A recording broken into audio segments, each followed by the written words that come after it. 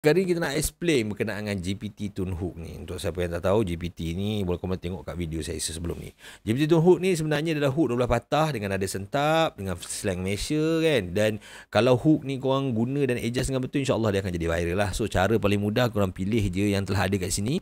Sebab GPT ni saya telah train ikut style saya, sebab saya ada 15 account, saya dah train apa-apa semua. So dia akan hasilkan saja. So boleh korang tekan 10 tak ada. Lepas ni korang tulis prompt banyak-banyak, enter sekali dapat, tak kena dengan jiwa kan. So that's why lah kena ada GPT, sebab korang akan menggoreng sini ataupun kita bagi custom GPT. Kita tekan je satu, bagi 10 hook pasal dropship income pelik kan. Kita tengok ya 7,888 dari jual jam tak hidup pun kan.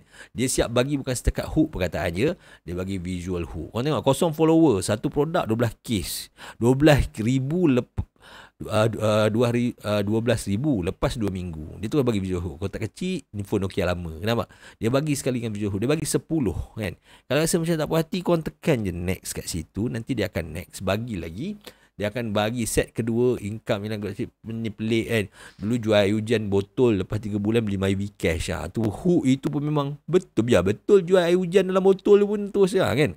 Dia terus ada punch dia terus sekali dengan visual. Itu je cara korang nak guna untuk GPT Tune Hook kan.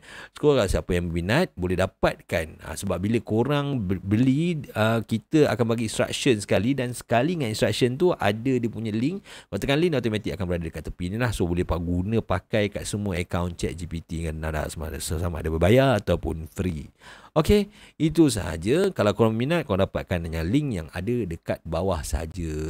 Okey, kita jumpa next.